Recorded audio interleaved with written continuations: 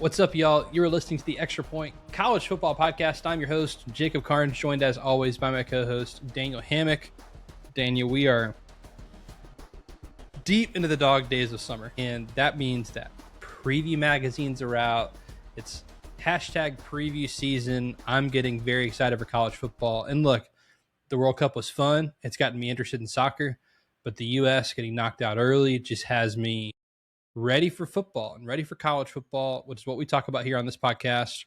Today, we're going to start with our conference previews. We are doing the ACC and Notre Dame.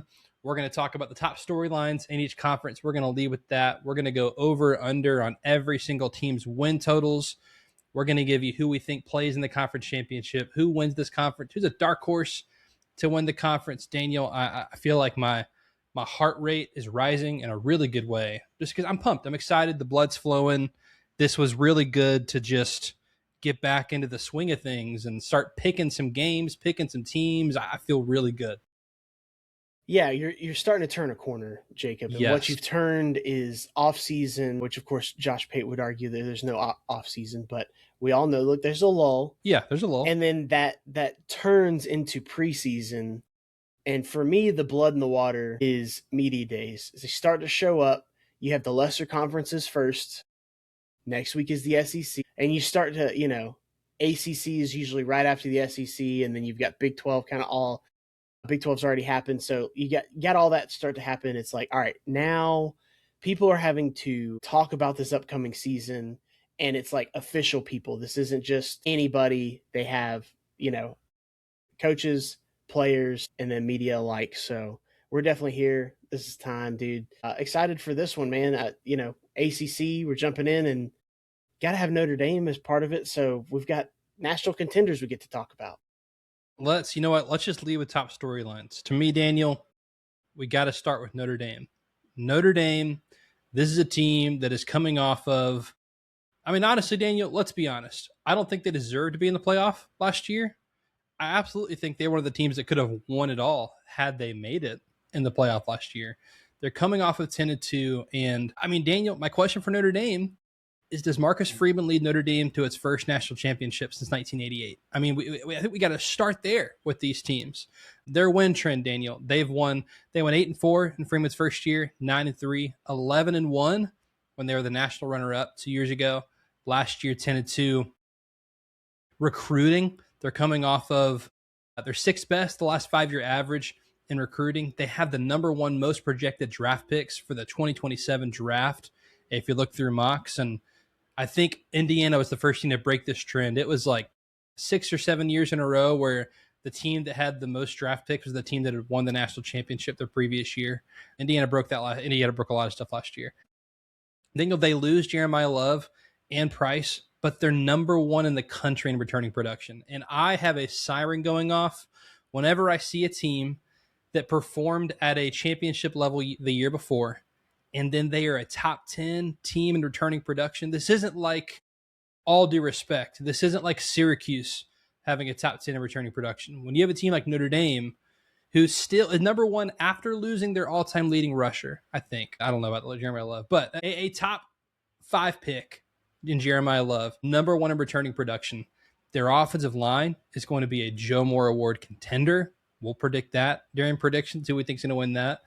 You get the second-year starter in C.J. Carr, who is at least a top 10 quarterback in the sport. This was a top 5 offense last year. I do think you see a small drop-off for Notre Dame, but they were number one in points per play last year. So it's like, what's the drop-off? Is it a top 5 to a top 10? That's good enough to win a national championship, Daniel. The wide receiver room gets a makeover. You return Faison, but then you bring Graham and Porter from Ohio State, both former 5-star wide receivers. The defense, this is where it gets good, Daniel. And if you hate Notre Dame, sorry, I'm very high on Notre Dame. Number 2 in returning production on defense. This is a top 5 unit last year. Again, you pretty much bring everybody back. They're top 5 in the country at every position group on defense. Leonard Moore is a future first rounder at corner. This is a complete team paired with an easy schedule. And I know Notre Dame gets crap about the schedule all the time. I think most years it is unwarranted. This schedule is a cakewalk. You play the bottom 4 teams in the ACC, in my opinion. You get 2 of the bottom 3 teams in the Big Ten. You get Miami at home. Your toughest road game is probably at BYU and Provo. Their over-under is at 11.5. I'm very high on this team, Daniel. I have not predicted my full playoff bracket yet, but I think they're squarely in it. I think this team wins multiple playoff games. You want me to give my over-under? You want me to save it? I mean, you're fired up. I feel like you're over, but okay, this is a principal play.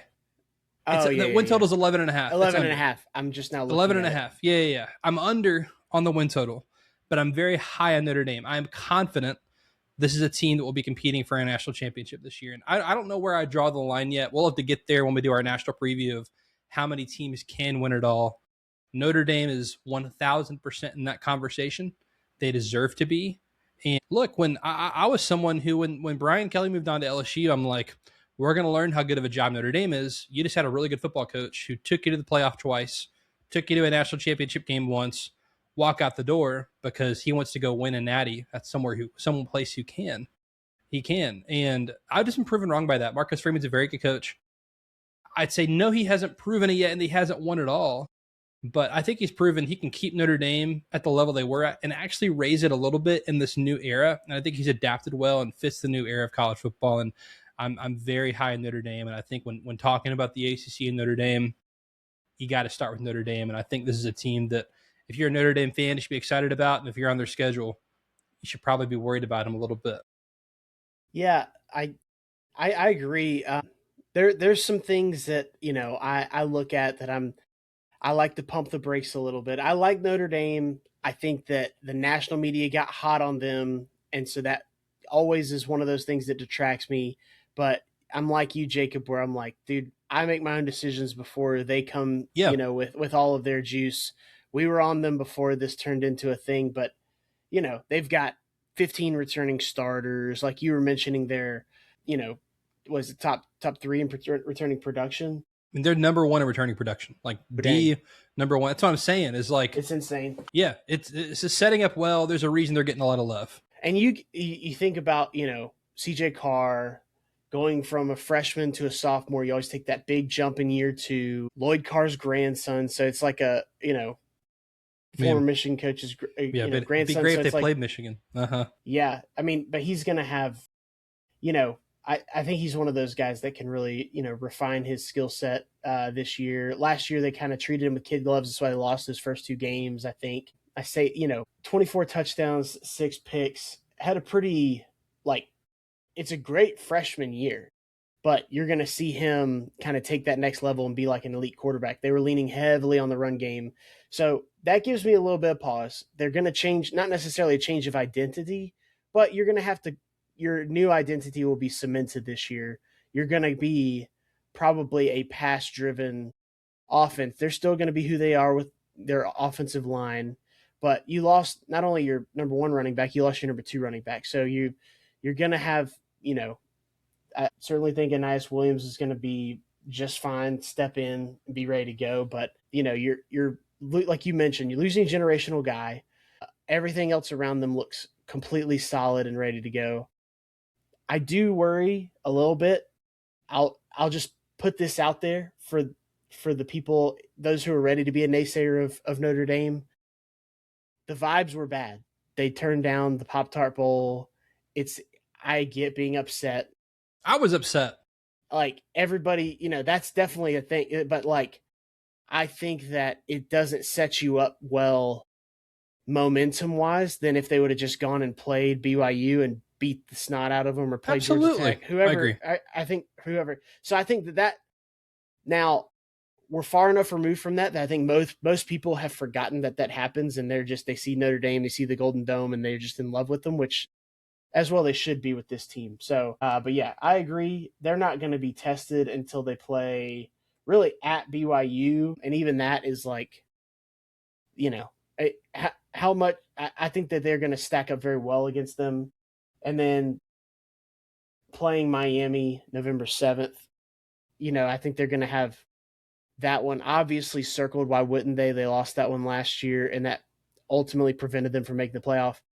But I don't think it's very much of a hot take to get them to the playoff because of them passing that new rule last year where if they're ranked in the top 12, they're in. So that's all I have to say with Notre Dame. and I'll use it as my segue to our next team since we're talking about who they're playing, which is Miami. Miami. Jacob, Miami, an actual real full member of the ACC. So now we're in here talking about one of our former coastal teams that we just love and adore. This used to be a coastal podcast, still ACC Coastal for life. Dude, Miami, my headline for them, my storyline is like, do they have staying power? Does Mario Cristobal and Miami have staying power? 2 years ago, getting Cam Ward, one of the greatest stories coming off of the year before where they very much underperformed. Everybody and their brother was saying, oh, Miami's going to be back. Everybody's behind them now. They just fired a pretty good coach in Miami Diaz, who was ACC champ. Fired him, moved on to Mario Cristobal, who's going to get everything right. They have an underwhelming season. The next year, Cam Ward comes in. And then it was nothing but, wow, are they the only team that's going to be undefeated this year? And then they lost their last couple games, missed the playoff. And it was kind of, like, okay, that was their chance to prove that they're different. Well, last year, similar, they moved through the season. Carson Beck is their quarterback. They have that unbelievable defensive front, and they lose a couple of games that they're not supposed to. They lose that one to Louisville, lose to SMU, and most everybody chalked it up to they're done.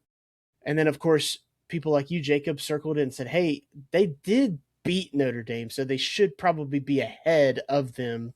Ultimately, leads to them make the playoff, and then anything can happen. We all know the story. They make the national championship game. But to me, those are two anomaly seasons back to back. One where they should have gone and one where they shouldn't have based on what the teams had done. And I just think I've got to see what Miami's got this season to see if it can stack up with those other two seasons. And this is their new normal. If they flub it up and have a bad year, I mean, looking at their schedule, it should be good. Like their first 4 weeks, Stanford, Florida A&M, at Wake Forest, Central Michigan. Obviously, that you should be 4-0, and you should have not even been on any major network at that point. All you should have been able to do is be on streaming or like one of those plus channels, right? ACC Network Plus on like the ESPN. maybe the CW. Okay, maybe they've played on the CW against Wake Forest. I'll give them that. Okay, because that's an ACC match at 12:30. Then they play at Clemson, who we're going to get to in a minute. But I think we're giving a lot of credit, I think, so far to Miami. And I think that because of them finally realizing some of the potential that we've had on them past couple of years, I'm nervous that we're just putting it all on them. I think they're almost validating them and saying, no, this is Miami again. I'm not quite sold on that. I'm ready to see it, but they play at Clemson. Then they play, obviously, rivalry game against Florida State, and then Pitt. Those 3 games back to back, to me, that's going to define, is this team different? That's the stretch, because after that, you've got at North Carolina, and then Notre Dame, regardless of what you want to do with it, it's the biggest game on both these teams' schedules. I think it's going to be a close win one way or the other. I don't think that that's going to disqualify one team or qualify the other team. What I need to know about Miami is, are they going to do the rest of the things right? Are they going to lose 2 games this year? Because they need to lose just 1. That's where it comes down to for me. Yeah, Miami, where I'm at with them is they, like, right now in the ACC, their talent is head and shoulders above everyone else. And they've won 10 games in the regular season 2 years in a row. Can they break through from that? I mean, Daniel, their win total, sorry, I'm looking here, is at 10.5. And so that's the question is, do they stay where they are, which is a 10-win program? Do they go to 11? They don't have an ACC championship yet, and they're being talked about as a dynasty program in the ACC. I don't think saying that is unfounded necessarily because of just how stacked their talent roster is compared to everybody else. Daniel, a question I have with Miami, did they upgrade at quarterback? Darian Minton was the best downfield passer in the Power 4 last year. 3rd straight year of bringing in a transfer quarterback. Is that sustainable? I mean, and here's the thing, maybe it is. It's worked twice now. It can. And they brought with him, what's the receiver? Sorry, from Duke. Cooper Barkate. 1,000-yard receiver. Duke had a 3,000-yard passer, 1,000-yard receiver, and a 1,000-yard back last year, which, yeah, we'll get to Duke here. But they import the receiver and the quarterback. Miami, I want to see it again. I was talking to our friend of the program, David Cobb, about this. Just a quick question for you. Do you judge, because I have a different take on this, I think, full body of work, right? We'll just compare Georgia and Miami, right? Who had a better season in 2025? Maybe it's the bad argument because we're Georgia guys, but I thought Georgia had the better season. They went 11-1 and won their conference. And like anything on top of that to me is like a separate season. It's a separate playoff. Like Miami should have gone 11-1 or 12-0 after beating Notre Dame early on. They underperformed. They got in because the field's better. And so it's almost like, how do you look at it? Do you look at a season as more successful because of how many playoff games you won if you didn't win at all? Because to me, there's the champion and everyone else who didn't win. Right.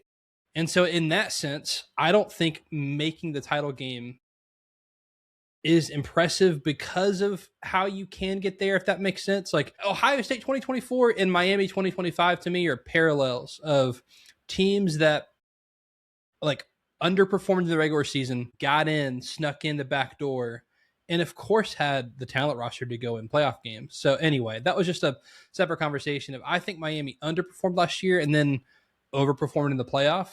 I want to see them put it all together, is my point. I want to see them go 11-1 or 12-0, go over this win total, and then go win multiple playoff games to be like, we're here, we're Miami, we're building something for the first time since the late 90s, early 2000s. Like, we're Miami again. And I want to see Cristobal and Miami do that. Let's go to, you know what, Daniel? We're talking about dynasties in the ACC. Clemson Tigers, 7-6 last year. Daniel, I have been loud with my Clemson hate. Hate's the wrong word. I have doubted skepticism. Probably more. I have doubted Clemson post 2020, and I've been right about it, Daniel. And I got suckered back in. I'm like, you know what? Dabo's way can still work, so long as Clemson doesn't hope to contend every year. I'm like, Dabo's way works if, cancel the portal, recruit out of high school, keep everybody there. And every 3 to 4 years, if you recruit well enough, you've got a veteran roster that no one else has that have played together, and you can go win. And I picked them to go 12-1 last year and win the ACC after doubting Clemson. And it was the worst year Dabo's had since 2010, their worst season in 16 years. Everybody was wrong on Clemson, to be fair. I think everybody had them as they were the overwhelming favorite to win the ACC. Now they have the force bets odds, but coming into the season, I mean, it's double the odds, to put it in perspective, of like Louisville and SMU. Double the odds of those teams. That's crazy. Mm-hmm. What is Clemson's brand? What is Clemson's brand in the year of our Lord 2026? Does Dabo still want to do this? Was 2025 the floor? I bought the stock. I was wrong. Their first 1-3 start since 2004. Over the last 5 years, so post-COVID, they've averaged 8.6 wins a season. And here's the thing, Daniel. 9-3 to me is just the new old Clemson brand. When you think of Clemson pre-Dabo and pre-2016, don't you just see 9-3? You know, like really good in the ACC, contending. And it's kind of similar to Georgia under Rick. And Georgia had some spike years that Clemson didn't have. Right. But just really good program, Southern school, good traditions, great fans, go to the Citrus Bowl or the Peach Bowl, and great season. And over the last 5 years, they've averaged 8.6 wins a season. We're kind of back to that 9-3 Clemson. 7-5 last year. I do think that is the floor. Or 7-6. They lost the bowl game. But I do think once it fell apart, it kind of really fell apart for Clemson. And Dabo talked about the turnaround of that team. Quarterback gone. They didn't refill in the portal. Offensive line, 5 starters, gone. Did not refill in the portal.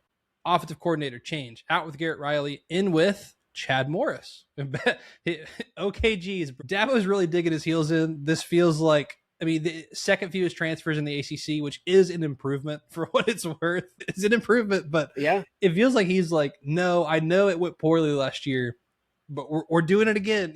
Like we're doing the same thing where OKG's betting on our guys. Recruiting trends, they've averaged the 14th best high school class. So again, I think Clemson gets talked about as, great recruiters at Clemson.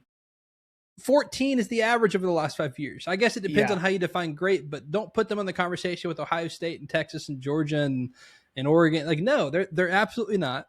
And I think it's tough to sell your portal philosophy when you're recruiting at like a 14 level versus a 1 to 3 level. So offensively, Daniel, Chad Morris has said he wants a 2-back system, smash mouth football with vertical passing. They had neither of those things last year. So if that happens, that will be a giant improvement for the offense. Vizina, former top 100 quarterback, he's probably going to start replacing all 5 starters in the offensive line, but everyone's a former 4-star and top 200 guy, so it's not like they're not talented. Strongest group on offense is going to be their wide receivers and tight ends. They return Wesco, Moore, and Brown. They get a new wide receiver in Burrow. He was a 5-star guy at a high school. This should be a top 3 defense in the ACC. They lost 6 all ACC caliber players, but again, that defense was not special last year, so those players did not lead to good results. They've got 2 5-star defensive tackle transfers. Crazy for Clemson. Sammy Brown, of course, leading the defense in the middle. Safeties were already built through the portal, so a lot of portal changes for Clemson on defense. I've been down on Clemson. I have tried to ring the alarm bells to our Clemson friends and say, hey, what happens whenever you lose 2 back-to-back generational quarterbacks? What does Clemson become? And I think it's kind of 9-3. I think last year was an anomaly. I rebought Stack last year and it fell apart. Dabo hasn't shown he can win at the highest level in this era. Here's the thing. I'm not a Clemson fan, so maybe I can't be the one to say this, but it kind of feels okay if Dabo's like, I don't want to contend for national championships. I want to do it our way. And I'm okay winning our way and I'm okay losing our way. And that's kind of how it seems with Dabo's, where I'm going to do things my way. I've earned my right to do that, and he has. He's the greatest coach in Clemson history. He deserves a statue outside the stadium. If he never wins another game, that's what he deserves. And I think I think he's comfortable to do it his way and go 9-3. That's kind of what I think of Clemson. Here's the thing, Daniel. Their win total is at 7.5, and I do think that is disrespectful. This is my second favorite best bet in the ACC. Give me the over on Clemson. I say all the negative stuff to say he's doing it his way. 7.5 is disrespectful. One of my 2 best bets in the ACC. I'm going over on Clemson. I'm high on them compared to their win total, down on them to be a championship contender, but I'm kind of rooting for it, man. The further we get into this era, I want Dabo to be right. I really do. I'm rooting for him. I want him to be right in his way to work. So I'm rooting for them. I kind of think Clemson's the 9-3 team. That kind of seems like where this era of Clemson football is right now. Yeah, I think the thing that is going to make this a make or break is what we were just talking about a little bit with Miami, is kind of those middle games, like not the heavy hitter matchup here, but Clemson, what we took, I don't know if I say what was taken for granted as a whole from the college football world for all of those years where they were dominant was they would run through the ACC and you'd list these teams and it's like, yeah, they're going to beat, Syracuse. They're going to beat Florida State. They're going to beat, maybe not Florida State. That may be one of their tough games, but North Carolina, Duke or whoever, they're just going to go through those games and it's not going to be that big of a deal.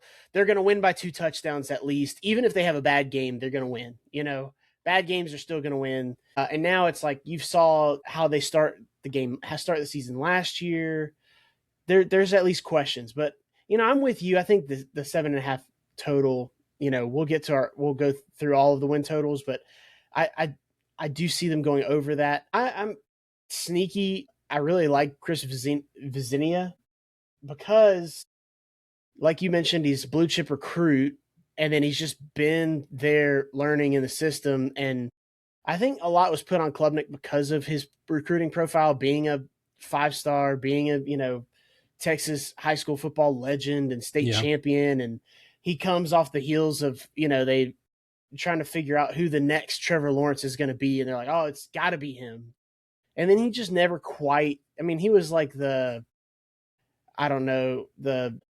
store brand version, of Trevor Lawrence. Like he could run and it was fun and he did this, he did that, and he did fine. But I don't think that they could fully reach their full potential offensively with him as a quarterback.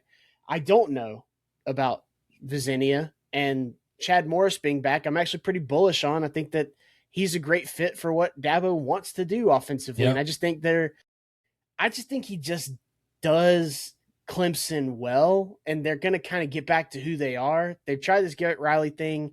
I think it was like oil and water trying to mix together and trying to figure out who's the right, I think they're going to be able to go fast. They're going to be able to do what they want to do, and I have faith in that. And we'll see where it leads. I mean, they play Miami this year. They play obviously at LSU to start the year is a fun game. I've got obviously Virginia Tech circled. I think that's an extremely interesting game. We'll talk about them here in a little bit. But games like at Florida State, at Syracuse, Georgia Tech, at Duke, and in the season with South Carolina, that last 6 games, it's like there's none of those that I'm like, oh, they're for sure going to win this game. Like every game is going to be a fight for them. At least I think so. We could get to that point in the season and their offense could be humming at such a rate where we say, you know what, they are better than we thought. And I hope that that's the case because it's fun when Clemson's good. But yeah, I see them kind of returning to who they are a little bit this year. Yeah, absolutely. Daniel, we can't go.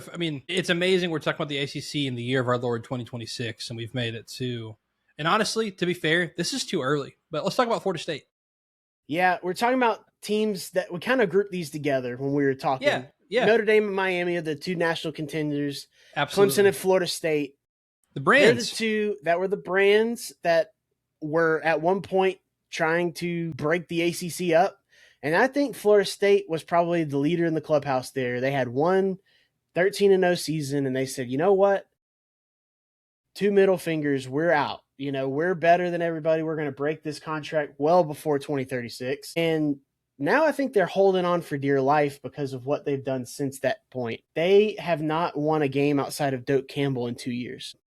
I just need everybody to know that. I just need everybody to know. At one point last year, I said they're going to be in the playoff. And I didn't realize that.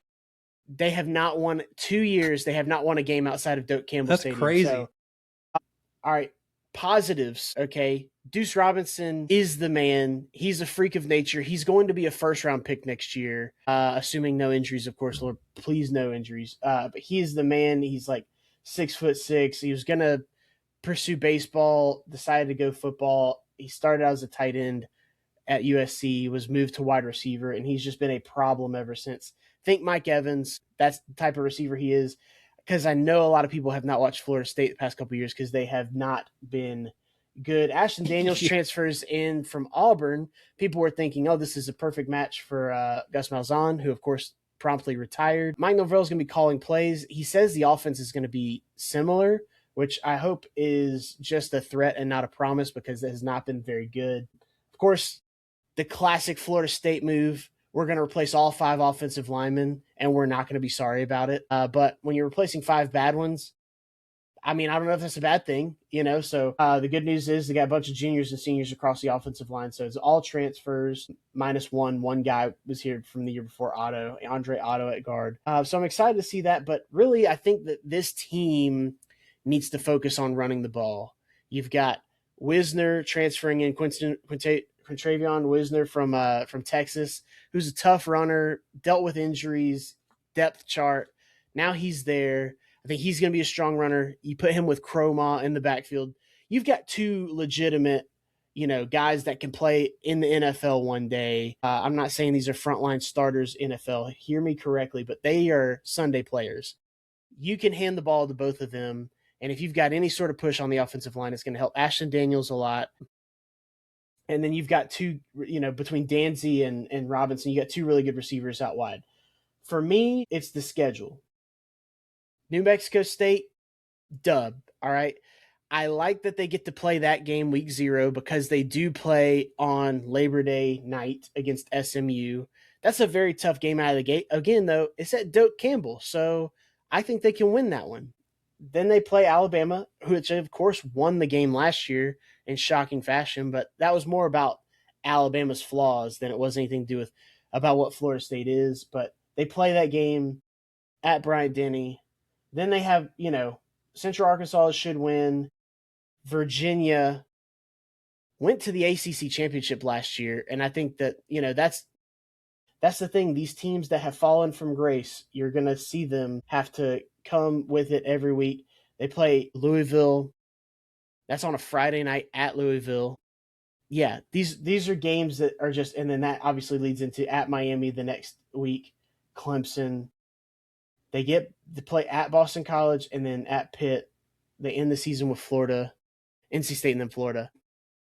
They're just not at the level where you know what it is, Jacob? The thing that is great about a brand, you're a brand guy. We're talking about outside of sports here, man. Yeah, no, yeah. You're a brand guy. What good is a brand without trust? That is the number one key for any brand. The whole point of it is to say, this brand is on this item. I've bought this item before, or I've bought this service before. Yeah. I know what to expect. Clemson, brand-wise, has gone through a hit, and now Florida State, brand-wise. Right now, all I trust them to do is to let me down on the offensive line, and for there to be some sort of catastrophic way that they either ruin their season, or, you know what, that great stock, that great, you know, vibes we got from their brand with Jordan Travis there for those couple years has been basically washed away. And Mike Norvell I think he's got the hottest seat in college football this year. So I'll be interested to watch. I think they can do what they need to do, but it's going to be it would be a big surprise for them to return to the Florida State we have known and loved over the years. Yeah, I mean, I think some good evidence of this too is the people closest to that program, you know, like Bud Elliott and the guys who do the Nullcast. I mean, dude, they're just like, we're not doing the Nullcast this year. Like, until Florida State decides they want, you know, they start acting like they want to win, because they're not acting like they want to win with the effort the school's putting into the football program. So that's kind of where I'm at with it. If Florida State is apathetic towards their football program, how in the world do you expect me to feel? It's their worst transfer class in 3 years. You know, they were a team that was live and die by the portal, and they're dying by the portal right now. They seem to have downgraded at every position. Schedule draw you talked about, they draw 7 of the top 9 teams in the ACC and 1 of the bottom 8. For a guy who's like coaching for his job, I'm shocked he wasn't fired last year. I don't know if they're like, it's a crazy coaching carousel. Maybe they can get a better name this year. And if you were joking about out of conference schedule, not that Alabama is the Alabama they've been, but if you were just like, oh, what's one team we really don't want to play out of conference, to anybody who's not in the SEC, they'd be like, oh, at least it's not Alabama. And guess what? You're going to Bryant-Denny. Well, and you get Florida in the last game of a first-year coach, which you'd rather have the last game of a coach being fired, of like maybe he's fired by then, not last game of a momentum-building first-year coach who, guess what? Florida's top 15 in returning production with a new coach. So they will be building toward the end of the season and not quitting on their coach because he just got there. You get Alabama and Florida out of conference. You mentioned the streak outside of Doak Campbell. Daniel, what's the best chance? November 7th at Boston College?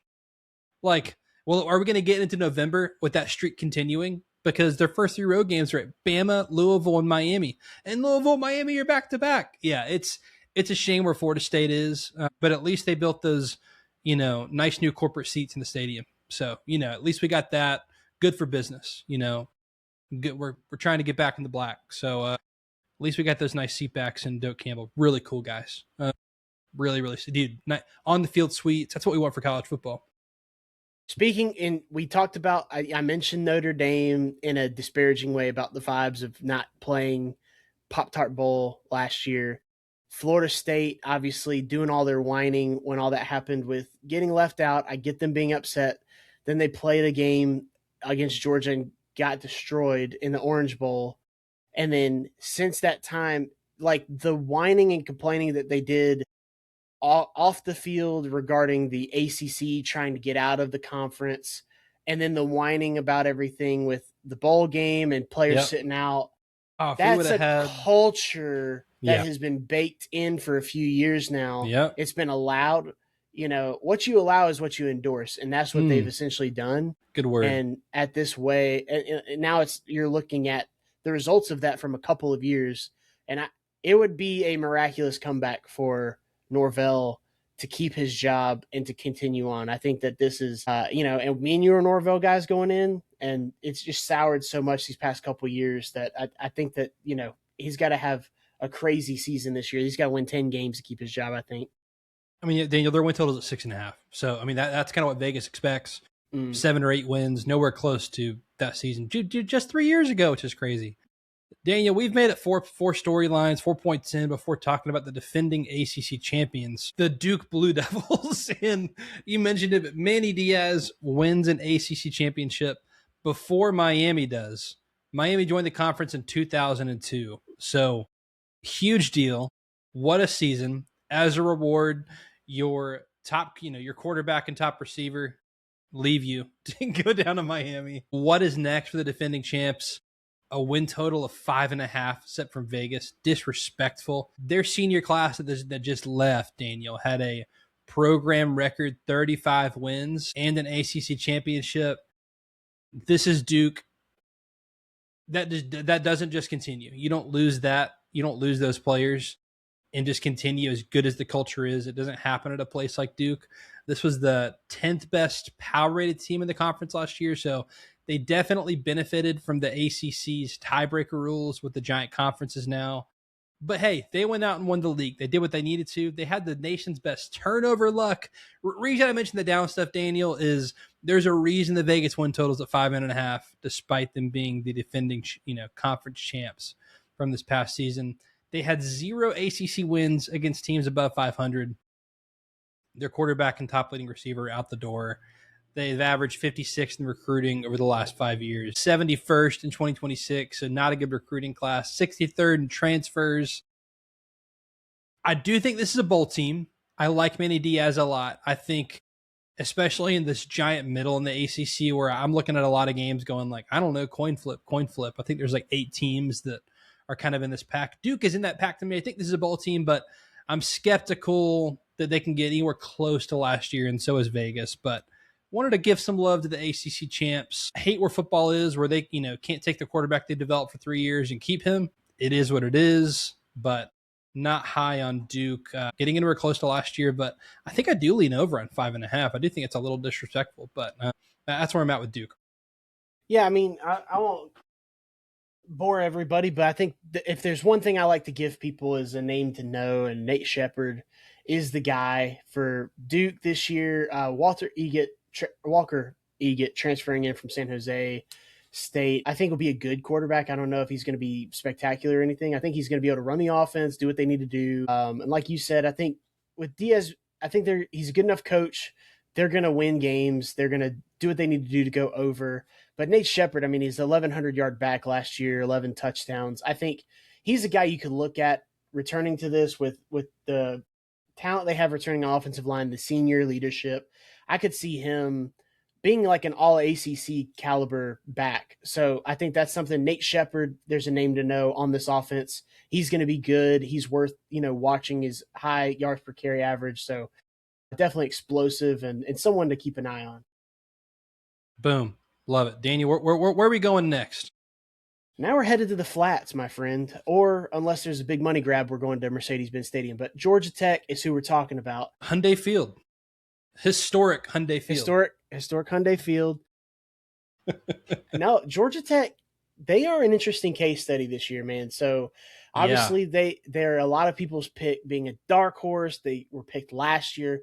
Last year, I've been high on them since before they started being good. And then Brent Key has definitely changed this program back to, honestly, he got it back to where they were prior to the Paul Johnson era. Everybody just put them in a certain category because they were a triple option team. So your highs and lows are all right there. And then they went into the Jeff Collins era, which was just terrible, dumpster fire era. He's got them back to before all that. So you got the, Chan Gailey and all this, the coaches. Gosh, they're going to kill me. George, whatever his name is, whoever they played for back in the day, who ended up coaching at UCF. Anyways, Georgia Tech is back to that status of being 7-5, 8-4. Last year, they end up going 9-3. 9-3. And honestly, they started 9-0. It wasn't 9-0. It was 8-0. 8-0. And at that point, it's like 10-2 might. 10-2 is the 9-3 would be a disappointment at that point. I think was like going into NC State, Boston College, Pitt, and Georgia. Lost NC State, then beat Boston College. Both of those games were closer than they should have been. Obviously, lose to Pitt, lose to Georgia, and then lose the Pop-Tarts Bowl. But hey, at least they went. I think that was a big They went deal. and played. Yeah. That's fun. Man, it's so tough losing your offensive coordinator. I think this is the year that you find out the most about Brent Key. You find out if he's a good hire. Like, obviously, he made one good hire with hiring Buster Faulkner as OC, and then they made good decisions in the portal. Did they continue to do that? You know, you've got George Godsey, who's a Georgia Tech guy. He played there. You know, he's going to be the offensive coordinator, co-offensive coordinator with Chris Winkie, who's been there in the system. So I think you got continuity there to a certain extent. But George Godsey, we're going to see his imprint on this. They get the transfer of Justice Haynes at running back. He's a 5-star running back who started at Alabama, went to Michigan, had a good year, and then now he lands back home in his home state at Georgia Tech. He spurned University of Georgia now 3 times, which is amazing. But a famous name here, Alberto Mendoza, you know, obviously he backed up his brother in Indiana with their national championship last year, and he finds himself, you know, squarely in the spotlight in Atlanta. And so I think that you're going to see a new offense. I think they're going to focus on running the ball, but Mendoza could be an X factor here. Georgia Tech, with their schedule, they've got some fun games. I think opening the year on a Thursday night, I think they're going to be one of the premier games because they're playing against Colorado. So you've got Deion Sanders and company coming in town. Juju Lewis for Colorado. He's a Atlanta native. He played at Carrollton High School here. So I think there's going to be a lot of pub around that. Week 2, they welcome Tennessee. So playing an SEC team that's not Georgia, that's those couple tough games. But at Virginia Tech is my first, big test here for them. I think that's going to be a raucous environment. At Pitt, and they've got Louisville, and at Clemson, all in that stretch, and they end the year at Georgia. So I think Georgia Tech's still going to be good. I think you temper expectations a little bit. You dial it back just a little bit because they lose Haynes King, because they lose, offensive coordinator Buster Faulkner. They lose a quarterback, heir apparent, and Aaron Philo that they thought they were going to have. He's at Florida now. So, you got to temper expectations a little bit, but 6.5 wins, I think I would be going over here. But you see the respect that's been put on them, because just a couple years ago, I feel like it was difficult to get them above a 4.5 point or 4.5 win absolutely. mark. So they're projected a bowl game and then some. So yeah, I definitely could see them going over with this schedule and just the reputation that Brent Key has built over time. I think the line on the win total is really good. I'll get into how I calculated kind of where I landed on win totals in a few minutes, but I thought this line was really good, Daniel. I'm just going to read it directly because I couldn't have said it better myself. This is from Pick Six Previews, which shout out, free endorsement, excellent preseason resource. He said Brent Key's slogan is jump, as in the program continuing to make a jump each season. To jump higher than 9-4 in 2026, Tech must replace a program legend quarterback, a receiver trio, 7 defensive starters, and will do so with a double coordinator switch. So I think you're right to temper expectation. And my thing is, I think you're right to say it. I think that we're going to learn a lot about Brent Key this year is fair. But I'm also going to say, I think we're going to learn a lot about Brent Key over the next 2 seasons. Like, I'm kind of giving him a season of equity of you get credit for hiring Buster Faulkner and building the program and bringing in Haynes King and a good backup in Aaron Philo. Like, you get credit for that. I think it's really hard for even the best coaches to replace both coordinators. Like, over half your defense, you're basically your entire offense. You bring in new running backs and stuff, but I'm giving him credit and saying, and here's the thing, the respect is the win total 6.5 and not 4.5 to your exactly. point. With a schedule that, which by the way, we didn't mention this, the ACC is transitioning to 9 conference games, which means this year there are 5 teams that only play 8 conference games. Clemson and Georgia Tech and Florida State are all teams that play, no, maybe Florida State's not. Georgia Tech does play 8 conference games this year compared to 9, but out of conference, you get Colorado, Tennessee, and Georgia. So that's a very tough out-of-conference schedule. And the win total is still 6.5. So I do think that's respectful to Georgia Tech. I think it's a really good line there for the win total. Okay. Couple things I think we got to hit before we run through some win totals, Daniel. One of them, I'm licking my chops here. Virginia Tech. I have a question for you, and of course it has to do with Virginia Tech. Daniel, who is the best coach in the ACC? Well, I know where we're going with this, but I don't have a good answer. I when I first looked at it, I wanted to say, did Virginia Tech just hire the best coach in the conference? Well, so Dabo, fair, career. If you're going reputation, all that stuff, but if it's like this year, who will do the best coaching job? I think that's a more fair. I think you've got a handful of guys. You've got James Franklin, who's going to be in that. You've got Dabo. You've Cristobal, I think program builder. He's a good program builder. Jeff Brom probably is in that conversation. Yeah. I think you could put Brent Key right at the edge of that group. Manny Diaz, a champion. You could put Manny Diaz, year. So, you know, you've got coaches in the ACC. You got some guys who've got some skins on the wall. Dave Doran at NC State. So, but yeah, I think Virginia Tech goes from having failed 3 hiring cycles. Honestly, having failed post Frank Beamer. And now they bring in James. They hit we did our, coaching hire grade. This was an A+, a home run, the best hire of the offseason, in my opinion. And exactly. Can James Franklin turn Virginia Tech into the Penn State of the ACC? And I mean this as a compliment, Daniel, because Penn State, last year, things went off the rails. I partially understand the firing. I think they were kind of dumb to do it as well. It went off the rails. Penn State, under his tenure prior to last year, they beat the teams they should, and they lost to the teams they shouldn't. Or they lost to the teams they should too, for the most part.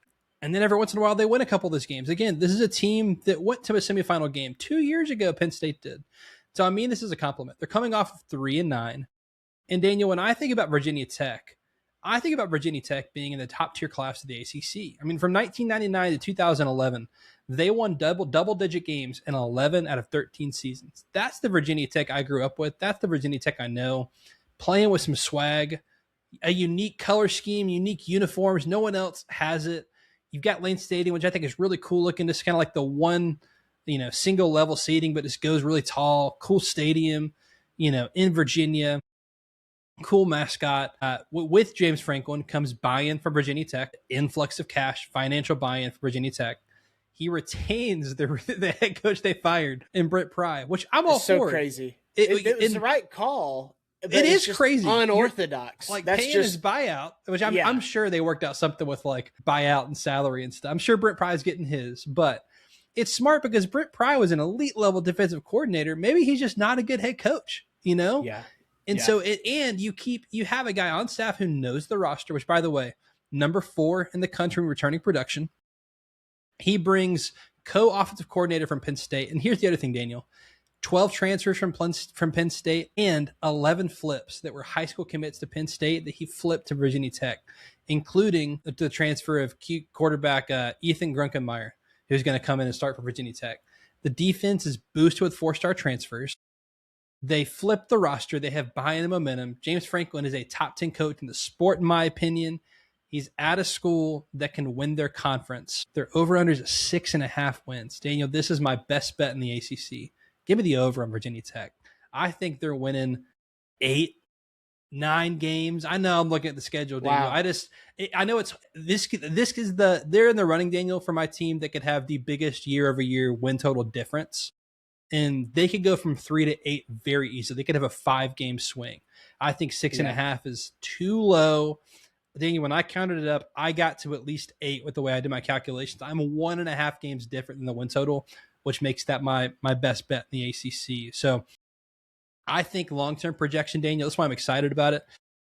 My answer to my own question is yes. I think he gets Virginia Tech to winning double-digit games consistently there for the Hokies. So if I'm a Virginia Tech fan, you committed highway robbery getting James Franklin to be your head coach. I think this could be a perfect fit in that if they continue to have financial buy-in and care about football, I think he can make Virginia Tech the class of the ACC. And I know you're competing with a team that has a little bit different budget in Miami, but maybe there's some regulation that evens some of that out. And then, I mean, you can be competing, you could be playing for the conference championship game with the way things currently stand every year at Virginia Tech. And that's where their expectation should be. And now you've got a coach who I think can do it. So I'm very high on Virginia Tech, even beyond this year. But I think this year you could see a big jump, and they could be a dark horse in the conference. Yeah, I mean, I agree. I think that you still have a good base for recruiting, that DMV area, Yeah. Virginia Beach area. They have a lot of guys that they can get. They're close to home. It was close enough geographically, I think, to make sense for a lot of those guys to flip that were going to Penn State for them to go to Virginia Tech. I think that they could probably do a better job of branding, because they're not. I mean, dude, me and you growing up Atlanta area, Michael Vick was the coolest person I ever thought about. It's like, dude, Virginia Tech was cool. Then we ended up drafting like three more players from Virginia Tech with D'Angelo Hall and Jimmy Butler and these other guys. It's like just the guys that you just were expecting. They're good football players. They played in big games. I think they could do a better job of that under Franklin, where it's like you've got more buy-in. I think he brings that level of cachet where they're going to expect that for him. But yeah, I agree with you. I think Brent Pye was so crazy that happened, but having a guy for like you mentioned, roster retention, which is the toughest thing to do in college football today, and B, just knowing your way around the program, and they already speak the same language because they've been together before. So it's just exactly. It was just such a good decision, and good on Brent Pry for not being too egocentric to say, you know what, I can humble myself and I can do this. I was fired for good reason. I went 3-9, and I had several poor years before that. Yeah, let me be a DC for the guy I loved coaching with. I think that's awesome. So good on them. I'm excited to see what they do. And yeah, their schedule is really, I think the 6.5 wins that they are projected in Vegas isn't in on like these fairy tales of like, oh, wow, this coach is so great, such a great situation. It's like, no, they're looking, the schedule is a favorable schedule. Yeah. For a first-year head coach to come into, and he's coming in and he's basically going to be able to start from day one, not having to like rebuild, because they're so high with returning production, 13 returning starters, and bringing in a bunch of guys that are transferring with him, and like we've talked about the flips. I mean, it's very familiar, whereas you don't have to learn all this brand new stuff like you would at a normal job takeover where you've got all these new faces in a new place. I'll end with this real quick. I didn't know if I was going to share this yet. All right. I tested this out with our friend David Cobb. I was saving it. I was like, I may say this on the pod. We'll see. The win total 6.5. Daniel, can I interest you in an over by October? That Virginia Tech goes to Clemson 7-0 on October 24th. VMI, tough. Old Dominion, hey, has been a problem for ACC teams in recent years. Has been a problem for Virginia Tech in recent years. Yeah. But again, this is James Franklin. This is completely different. They should different. smoke Old Dominion. Yeah. At Maryland, at BC, Pitt at home is tough. That's a tough game. At Cal will be tough. Travel alone is tough for at Cal. And they're going to be, we'll talk about Cal. Yeah. Georgia Tech will be Georgia tough. Tech, at least you get that game at home. That's one you like getting at home, because I think Georgia Tech is kind of like an even playing field with them. If they neutral site, I think you slightly lean Tech as far as the betting line. Yeah. But you get it at home. I feel better about that if I'm a Virginia Tech guy. Yeah. And then, crazy. And if things go well, again, your toughest games being at Clemson, at SMU, at Miami. It is a tough schedule. They're on the back half of the year. So kind of, hey, get rolling, get some momentum, get players buying in and believing. Maybe you steal one of those games. You're looking at 9-3, Daniel. Yep. I mean, if you walk in there, I'm entertaining. They could walk in 7-0. It's not, I'm not going to say hot take, a bold prediction. I mean, I'm not calling it a prediction yet. We'll see. But I went through and I was like, that is not crazy to me to say they walk in 7-0. Like, I don't think you have to jump through 10 hoops to get there. All right. Well, with that, let's talk about our last team before we jump in and go, rapid fire through our win totals. Last team that we designated that we need to talk about is Louisville. Louisville, man, they get overlooked. I overlook them every year. I had a buddy who made a great comparison, I think, for our SEC brethren out there. They're Missouri of the freaking conference, where they are somehow involved in several games that they just win that they're not supposed to, or that they shouldn't be in this game, or it's a Friday night, whatever. And they're just a scrappy team with a great coach. I really like Jeff Brom. I love what he's about. This team, they had influx of transfers to, be their starters this year. Isaac Brown being back at running back is huge. I think he's going to be, another potential, he's all ACC caliber running back. Had a great year last year. Bring in Lincoln Kineholtz at quarterback in the transfer portal. We'll see, how that transfer translates, with Jeff Brom's offense. I'm bullish on the defense. I think the defense is going to be pretty special this year. I think they're going to be able to kind of keep them. They're play tough. They're going to keep them in these close games. I'm looking at the schedule. Obviously, they open neutral site with Ole Miss. That one's tough. That's a fun game. I love that matchup for both teams. I think that's one that you're going to really get to measure both of these teams right Good away. word. Absolutely. Then they play Villanova. I think they should win that. SMU being at home, I think, is big for Louisville. That's one of these teams that we haven't talked about. We're not going to spend a whole lot of time on, but they're probably the best of the rest that we're not talking about. Wake Forest at home, at NC State, Florida State, at Syracuse. Like, this is a favorable schedule overall. That first game against Ole Miss notwithstanding, I think that they can come in and really get after it with this season. Brom really taking another step. It's amazing that this is already year 4 for him at Louisville. It feels like he just got there, but he had to kind of get in, get his culture, get everything set up. Obviously, his brother's OC, so it's kind of a family affair there. But this is an interesting situation. They're at 7.5 on their win total. Team plus schedule, I'm over that total for both of them. So, yeah, Louisville only plays one of the top 6 teams in the conference, so favorable schedule. And I'm very high on Louisville. I think I'm thinking about changing the pick here at the end. I'm very high on Louisville, very high on Jeff Brom. Again, I think they're set up to be a mainstay in the ACC, competing for ACC championships, plural. So, yeah, I'm with you on them going over. Daniel, let's run through everyone's win total in the ACC. And, again, for a lot of these, we can just go a quick over-under. Daniel, Boston College. Let's start with Notre Dame. Then we'll get through the full conference. Notre Dame, 11.5. I've told you I am under on principle. I think I get to like 11.25 wins or 10.75, somewhere in there. But I'm under on principle. I'm under on vibes overall because Pop-Tarts Bowl curse 11 wins for them. So instead of 12. So okay, there you go. 11. Yeah, hard to go 12-0. Even with any schedule, it's hard to win them all. Boston College, Daniel, is at 3.5. I think that's a really great line. Great line. Someone's got to lose these games. I'm just going to be honest with you. And so I'm actually under the 3.5. I think they're right at 3. I don't think they're winless, but they're one of these teams that people are circling like we're going to win this game.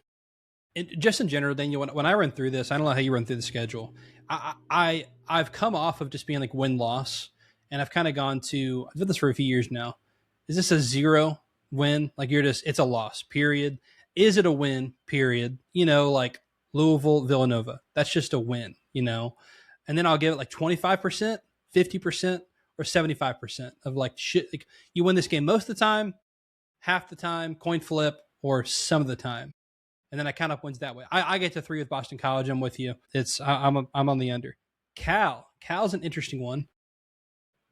Yeah. Travel long term is hard for me. 6.5 is the win total for Cal. Where are you on Cal? Yeah, I mean, I'm right at that line. I have them slightly under. I'm at 6-6 with them. Okay, I'm 7-5. I'm slightly over. I think that's a good line. Yeah, it is. You're on the under. I'm on the over there. I get to 7 with them. I'm high on Tosh Lapoy and the higher there and what they can do long term. Clemson, I've already told you, Daniel, was one of my best bets. I'm over on Clemson. Where are you on Clemson at 7.5 wins? I'm over 7.5. I'm at that 8-4 spot. Yeah. I could see them winning 9-3. The defending ACC champs, Daniel, I said was disrespectful to be 5.5. Maybe you disagree. I get to 6.5 wins when I go through it, so I'm on the over. I actually lean 7-5 even. Yeah. I'm a big Manny Diaz fan. I'm firmly on the over. Where are you at?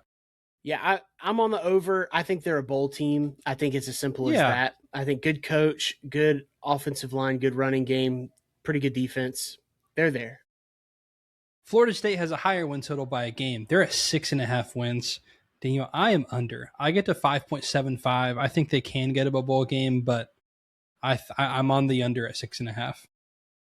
Yeah, I think that you and I both kind of expressed this when we were talking about them, but I I think that this is the year he gets fired. And I don't know if it happens during the season. There's a certain amount of give up that happens as well. For sure. And you already mentioned the ACC schedule, and then we talked about how they play Alabama out of conference and Florida out of conference. To me, it's almost a slam dunk under. If Yeah.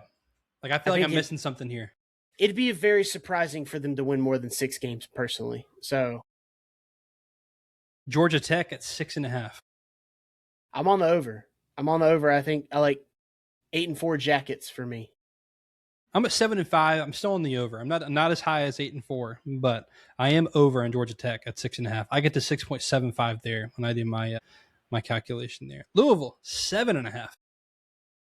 Yeah, I'm over on Louisville. I think the schedule is going to be what they need it to be, and yeah, I think Jeff Brown he might be the best coach in the ACC. We'll see. He might be. Yeah, I'm over. I'm over as well. I get to 8 there. Could go to 9, but firmly 8. This is at least an 8-win team. I'm on the over at 7.5. Miami 10.5 is the win total. It's a very good line. Very good line. Very good line, because this is basically, am I going to trust them to continue what they've been doing? I'm under.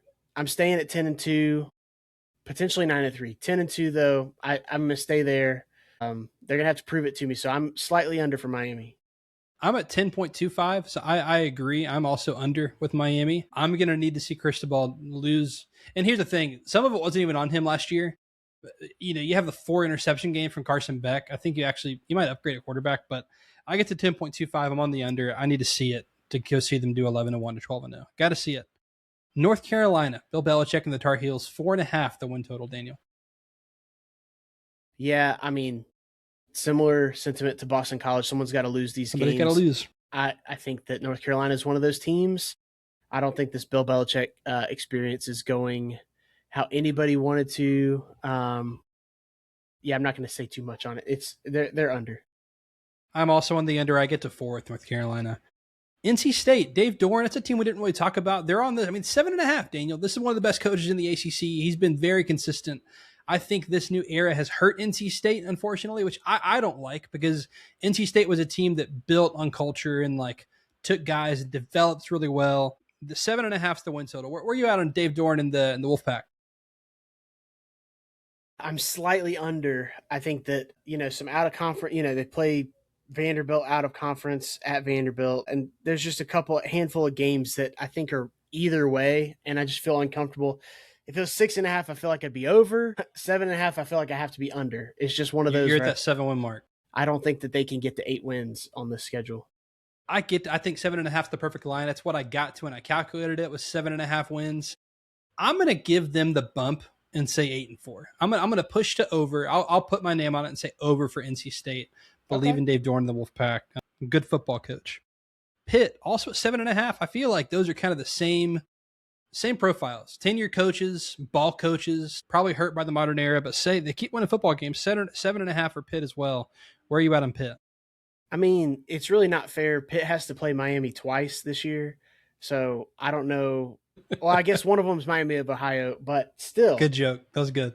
Thank you. I've been saving that one. That's been in the back pocket for a little bit. But that being said, they're a team that you don't want to play when you need to win. They're hard out. Yeah. So for that, I'm right there with them. Bringing back a quarterback is big for me. And then I think, 10 starters back, some continuity there. I'm slightly over. So give me 8 wins for them. Okay. 8 wins. I'm going to flip flop here. I'm going under on Pitt, over on NC State. I feel like 7.5. One's going to go over, one's going to go under. That's where I'm at with them as well. Right there. How about that? So SMU, second highest win total in the ACC. They're at 8.5. Daniel, how do you feel about the Mustangs? You're formerly big Mustang guy. Yeah, I definitely formerly. I think the resurgence of some of these teams is going to hurt SMU. I think they were able to, not that they're bad. I think that they benefited some with some of these teams being in these middle stages. I think we've had some upgrades, namely like Virginia Tech. I think Syracuse will be better. I think there's a couple of those teams on their schedule, and then just just playing at Notre Dame. Like, they get Notre Dame this year. I'm going to go slightly under. That's where I'm at. So I'm at 8 wins for them. Yeah, I'm under as well. I'm at exactly 8. This is a team we didn't spend a ton of time talking about, Daniel. Double coordinator change and lost 9 of their 12 ACC All Selections from last season. Again, I think it's hard to replace that. I'm high in SMU long term. I'm lower on this year. I get to 8 wins. I'm under at 8.5 for the Mustangs. Stanford at 3.5, tied for the lowest win total in the ACC. Where are you at with the Cardinal? Year 1 of a new head coach. I do like the hire, and I think that he gets what Stanford wants to be. It's one of these where I think that they're just going to be, they've got Miami and Notre Dame on the schedule, and then a lot of these other teams are just better than them. They're going to be one of these that's just taking a lot of these losses. So it's tough for me to go above 3 wins, so I'm just going to keep it with under. I'm pushed to under. I get to 3.5. I think it's a really good line. But again, if I'm having to choose one side, I think I'm going to go under as well. Somebody's got to take the losses, right? Right. Syracuse, 4.5 the win total. I feel like we've fallen far from 2 years ago, and everybody was on Fran Brown and Syracuse, 4.5 the win total. Where are you at with the Orange? I'm still there with them. I like them. They do get Notre Dame this year on the schedule. They get to miss Miami. They've got Clemson at home, Louisville at home. I think you were talking about Clemson being kind of your slam dunk over. Syracuse is my slam dunk over. There you go. They were 3-1 last year before Angeli got hurt. Obviously, he's going to be back, but they also went and stole from my Owls. You've got see my hat. Shout out Section 103. They went and stole our quarterback, Amari Odom, who was very good last year for Kennesaw State. And so he's their backup right now. And so I think you've got an insurance option. I think this team is good if they have adequate play at quarterback, and I think they're going to win.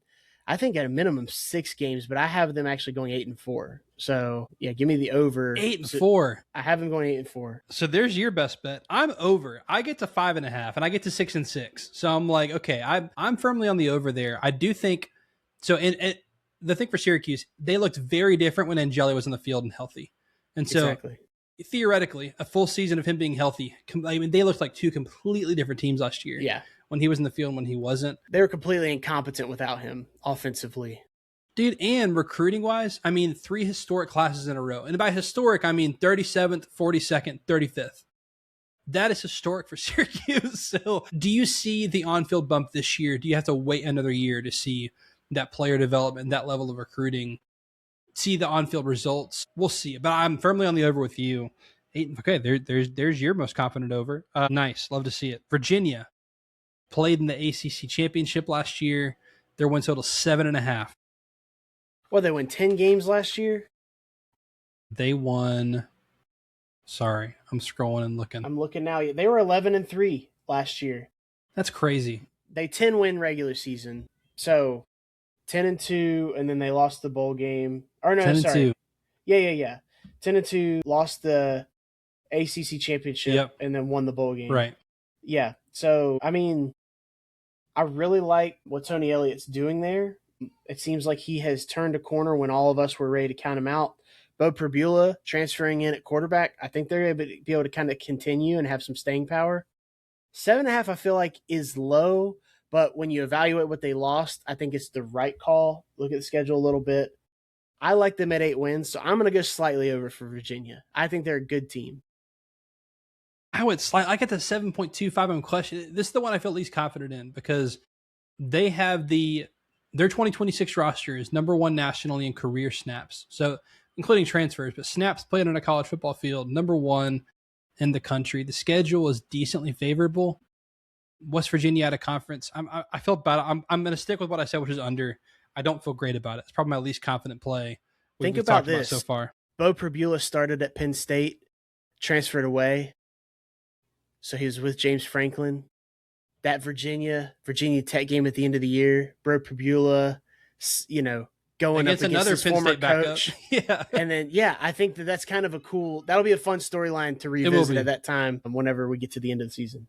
It will be, for sure.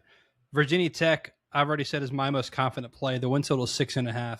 I think this is an 8-4 team. My most confident play. Where are you at, Daniel? Yeah, I'm with you. That's over. Boom. Hokie podcast. Lastly, Daniel, Wake Forest, 5.5 the win total. I'm slightly on the under. I get to 5 wins. Hard for me to get to 6. Think it's a really good line. Wouldn't be surprised if they got to 6, but hard for me to get to 16. I'm on the under.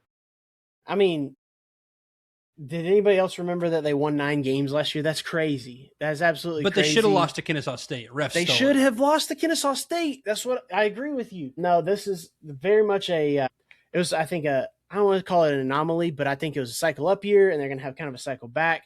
There's a lot of replacements on the offensive side. Defensively, they're similar, but we'll see how this goes over the course of the year. But I think they could surprise some people.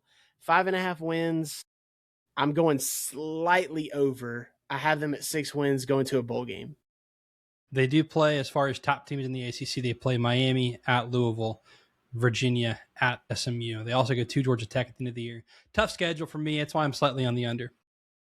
Daniel, ACC, we get to the end of the season. We go to Charlotte. To be completely fair, give us some grace because the ACC has not fully in detail released. They released some stuff today about here's how we're going to decide our champ to we last year, but no details. So I'm just going based off conference record and thinking who if there's head to head, I put that team ahead. Who plays for the conference championship game in Charlotte at the end of the year? Yeah. So how about Miami and Virginia Tech? How about that? The game we were you're promised, higher than me. The game we were promised. The game we were promised when the Big East folded was Miami and Virginia Tech. The game we were promised. A couple of ACC coastal teams doing what they do best and causing havoc right here on the podcast. Man, I've gone back and forth with this, Daniel. You know what? I'm between Clemson and Louisville is where I'm trying to decide. They don't play each other. I'm trying to see who's going to have the better record. Which one do I trust to finish it more?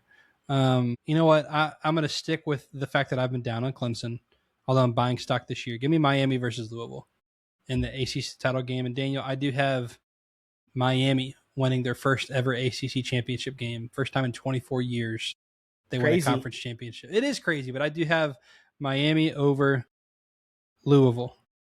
Who you got? Miami or Virginia Tech? I'm going Miami. Okay, go Miami. I guess here would answer your question. I've already answered it too. I'll say dark horse is anyone outside the top 3. So top 3 in odds are Miami is at they're at minus odds, minus 140. Louisville's at plus 750. SMU's at plus 750. Then you got Clemson at plus 1600, and everyone else is after that. So I'll say, Daniel, dark horse being anyone outside the top 3 there. If it's not Miami, if it's not Louisville, if it's not SMU, who is it? I guess your answer would be Virginia Tech. I mean, you haven't played for the playing in it, right? Would that be your answer, or would it be somewhere else? Yeah, no, I'd probably go there since they're already in the game that I'm predicting. So I don't see why that would be anything crazy off of what I've already been crazy about. So let's go Virginia Tech. I am also saying Virginia Tech. I've already planted my flag. This is a Hokie podcast. Virginia Tech is my dark horse to win the conference. Daniel, we did it. We got through our first conference preview. 17 teams, just over an hour. We're both picking Miami to win the ACC championship, but under on that win total. We're both high on Virginia Tech. We have huge question marks on Florida State. Higher on Georgia Tech than the win total, giving Brent Key some time. Louisville, firm contender in the ACC. Poor Duke, defending champ. I don't know how much they're going to have in the tank this year. Louisville's in it. SMU's in it. When is Mike Norvell going to be fired? I mean, Notre Dame still hasn't joined the conference.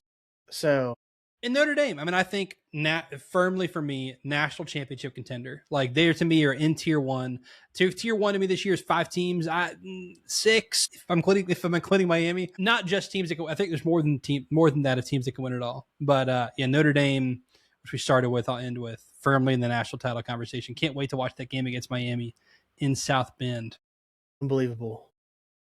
That day, by the way, just real quick, November 7th, Georgia, Ole Miss, Ohio State, Oregon, and Miami, Notre Dame. And also Bama, LSU? Bama, LSU. That's right. Go. Oh man. Cancel plans. Don't make any plans. Every day is sacred during college football season, but that one might be that. I don't know. Whatever you got to do to be ready for that day, everybody, just Just sleep well the night before. Okay, that's all I've got to say. All right, get your Sleep well. sleep. Do what you need to do. Get a babysitter. Whatever you got to do. Put the women and children to bed and go hunting for dinner, dude. That's right. That's the night. I'm rooting for like 4 games post 7 p.m. post bedtime. No, not really. Easy. Let's leave 2 of them or something. Daniel, next time we will come back and talk about the Big 12. Do the same thing. Top storylines, win totals. Who's going to play for the conference championship game? Who's going to win? Who's our dark horse? So we'll do the Big 12 next. Man, that felt good. Felt good to get it out. Back in the rhythm. We'll be back next week. Be sure to follow Daniel at Deep South Daniel on Twitter. You can follow me at Jacob Carnes with a K. That will do it for this edition of The Extra Point. He is Daniel. I am Jacob. See ya.